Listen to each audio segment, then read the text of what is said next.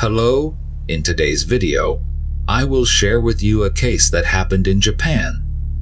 A high school girl, when she returned home to rest after school, was suddenly confronted by a strange man who broke into her house, bringing tragedy upon her. Due to the lack of many clues, the case has been difficult to solve and has seen no progress after 15 years of investigation. This case is considered to have had a significant impact on Japanese youth and has garnered a lot of public attention. This is the case of the high school girl in Hiroshima Prefecture in 2004. The incident took place in Hiroshima Prefecture, Japan, a region rich in natural resources, with robust agricultural and fishing industries, often regarded as a microcosm of Japan. In the southwest of Hiroshima Prefecture, there is a small town named Hatsukeichi City, an important lumber port in Japan with a population of 110,000 people. And today's story took place here. The main character in the story is Satomi Kitaguchi, 17 years old, a student at Hatsukeichi High School in Hiroshima Prefecture. Satomi's family lived in the Kamira area of Hatsukeichi City. Their home was a detached building, with the main house on the left and an annex on the right, connected to each other.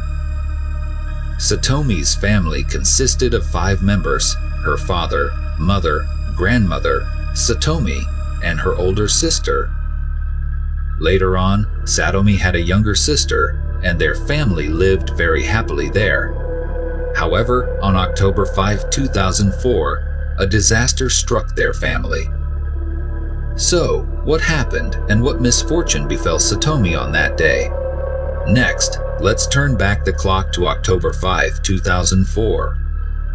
October 5, 2004 was a Tuesday.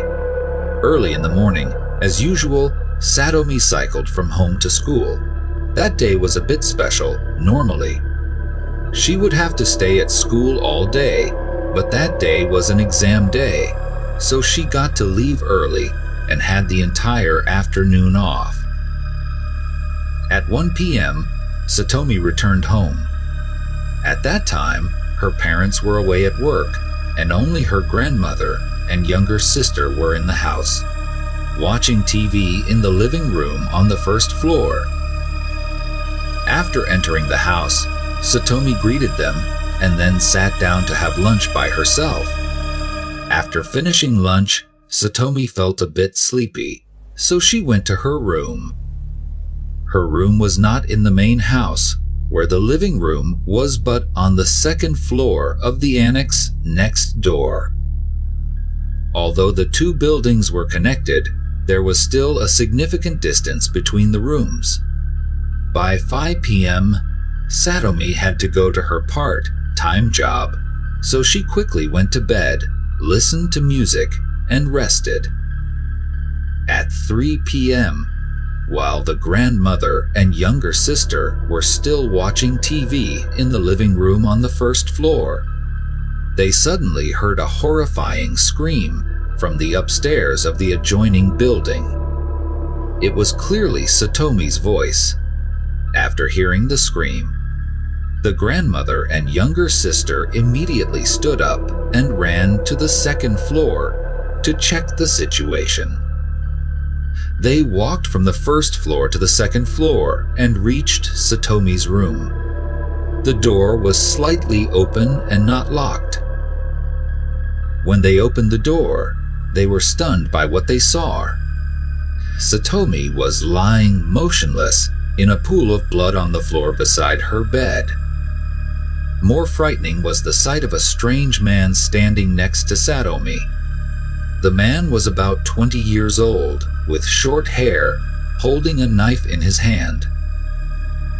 Seeing this scene, the grandmother and younger sister were terrified. The younger sister, in shock, quickly ran downstairs, rushed out of the house, and hid in a garden shop 50 meters away, crying and repeatedly telling the shop owner, "My sister was stabbed. My sister was stabbed." The grandmother, too, was terrified and tried to flee. But the short-haired man, startled by the door opening, froze for a few seconds, then tightened his grip on the knife and stabbed her 4 times in the back, causing her to fall to the ground. Then, the short-haired man quickly fled the scene, running out of the house. Although the grandmother was stabbed several times, none of the wounds hit vital organs. Despite being exhausted, she tried to sit up and attempted to save her granddaughter lying beside her, but to no avail. Suddenly, she thought of Satomi's younger sister and wondered if the man had harmed her. Thus, she clutched her wounds, endured the pain, went back to the living room on the first floor, and called the police. She then lost consciousness. Upon receiving the report, the police immediately rushed to the scene. Police cars and ambulances were also quickly dispatched. Entering the house, they initially found the grandmother lying on the floor, next to the phone on the first floor, and promptly took her to the hospital for emergency treatment. In the second floor bedroom, they found Satomi lying in a pool of blood with no signs of life. A forensic examination revealed 10 stab wounds on her body, with the fatal wound being near her heart. Her body had not been violated. After that, the police investigated the area around Satomi's house. The perpetrator had fled after committing the crime.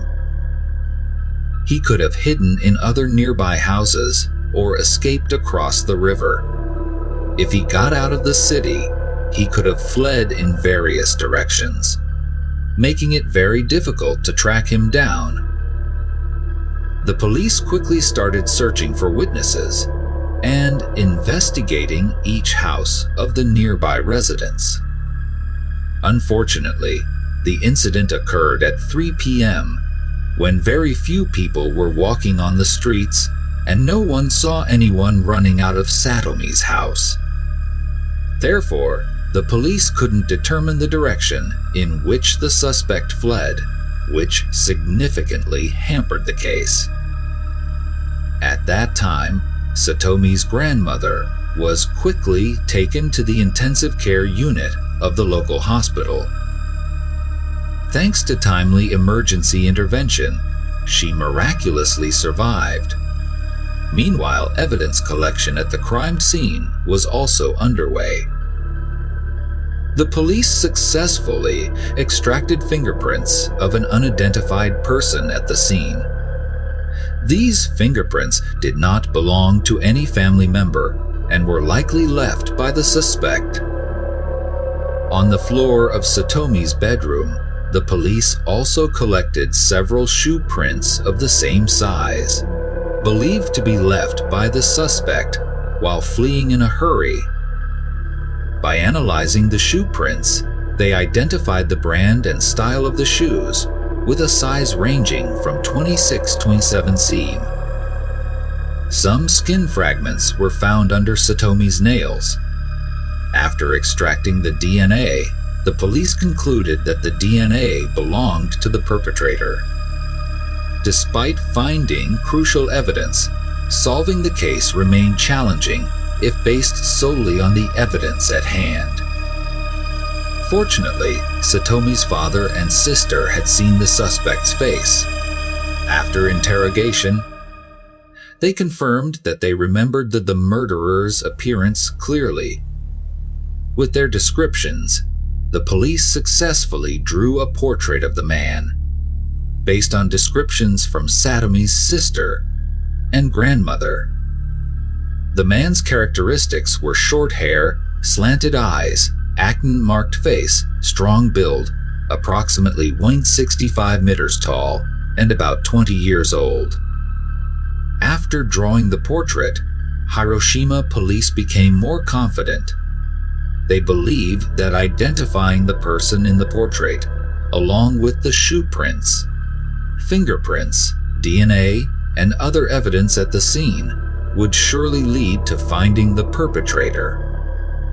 Thus, the police showed the portrait to Satomi's family, neighbors, schoolmates, and passersby nearby to see if anyone recognized him. However, sadly, no one did. This brought the investigation to a standstill. Young Satomi had to leave the world too soon, causing immense pain for her family. But what hurt them even more was that the suspect remained unidentified. No one saw him. He seemed to have vanished without a trace. Satomi's parents had saved 3 million yen for her future tuition fees, but no one anticipated this tragedy. Her father felt deeply saddened and resentful. He vowed never to forgive the murderer. Therefore, he used the 3 million yen initially intended for her tuition as a reward for anyone who could provide effective leads. Reward posters were plastered throughout alleyways, busy areas, and police stations across Japan. As a result, more people became aware of Satomi's case. Despite limited leads, Hiroshima police did not give up. They investigated over 40,000 people over 15 years. Time passed, and the murderer remained at large. Satomi's father also kept a personal journal, writing nearly every day for over 10 years. He wrote about his feelings and the latest developments in the case. Over that period, he penned a total of more than 4,000 journal entries. He missed his daughter every day and hoped that one day he could find the killer and bring justice for his poor daughter. 11 years after the incident, in 2015, Hiroshima police invited experts from other provinces, including a team of investigators from the United States named BU. This is the Behavioral Analysis Unit of the FBI, created to use scientific behavioral analysis to support criminal investigations. The unit has helped solve many cases. The investigation team reviewed the crime scene and re-interviewed some neighbors. After comprehensive analysis through criminological information, they concluded that the perpetrator did not intend to kill Satomi during the initial crime. However, some other events led to the perpetrator committing the act. Using modern technology and the police's portrait, they reconstructed the suspect's appearance after 11 years. Compared to previous portraits, the computer-generated image would closely resemble the suspect. It was also revealed. The shape of the human eye is unlikely to change with age. However, despite the support of BAU experts, the case showed no progress. Just when everyone thought the unsolved case dragging on for more than 10 years would never be resolved, something incredible happened in April 2018. That day, the police in Yamaguchi Prefecture, Japan, received a call. The caller claimed he was an employee at a construction company in Yamaguchi. His boss had hit him on the buttocks in a fit of anger. Both sides wanted the police to resolve the dispute. Therefore, the police went to the construction company. The boss who hit the man was Manabu Kashima, 35 years old, a long-term employee at the construction company, having worked there for over 15 years. Due to some work conflicts, he lost his temper and struck his subordinate. The subordinate, feeling wronged, called the police for help. Everyone was scared but dared not report the incident. This prompted the worker to speak out after being harshly assaulted by Kashima. It was a minor dispute, and after the police mediated, both parties agreed to reconcile. However, by protocol, the police still needed to file a report and take statements. When preparing to take fingerprints, Kashima showed visible signs of anxiety and unease, drawing the police's attention. After entering his fingerprints into the database for comparison, it turned out that his fingerprints matched those of the suspect who murdered Satomi 14 years ago. Kashima lived in Ubi City, Yamaguchi Prefecture. Yamaguchi Prefecture is adjacent to Hiroshima Prefecture. The distance from Ubi City to Hatsukaichi City is about 100 km, making it entirely possible that he was the culprit. Kashima, 35 years old, would have been 21 years old 14 years ago, matching the age range of approximately 20 described by Satomi's grandmother and sister. The Yamaguchi police suspected Kashima of the crime and handed him over to the Hiroshima police. The construction company owner, where Kashima worked, was shocked to hear the news. He commented that Kashima never spoke up at work and had a good working attitude.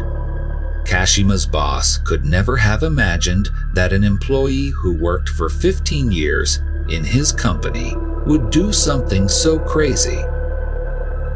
It goes to show that you can know a person's face, but not their heart. Thinking back, it is a bit frightening. The case went to trial in March 2020. When Kashima was first arrested by the police, he initially did not admit to the crime he had committed. However, faced with compelling evidence, like fingerprints and DNA, he eventually confessed to the heinous crime he had committed more than a decade earlier. He stated that he and Satomi did not know each other. In 2004, Kashima worked at a metal processing company in Haji City. He lived alone in a dormitory near his workplace. After enduring prolonged work pressure without an outlet, Kashima suddenly wanted to leave everything behind and go to Akihabara in Tokyo. On his way to Tokyo, he passed through Hiroshima. While standing by the roadside, he saw Satomi returning from school. As it was noon and the street was deserted, he conceived the idea of following her home to find an opportunity to rape her. After observing, he decided to break into Satomi's house and rushed to the second floor into Satomi's room. At that moment, Satomi fought back fiercely, and in his rage, he stabbed her to death. His defense lawyer argued that the crime resulted from prolonged work pressure on Kashima. The lawyer also noted that Kashima had not premeditated killing Satomi, describing it as a tragedy caused by impulsiveness, hoping for a lenient sentence from the court. On March 18, 2020, the Hiroshima Provincial Court delivered the final verdict on the case. The judge stated that the perpetrator had evaded capture for an extended period and was finally apprehended. He had caused deep pain to the victim's family and negatively impacted society.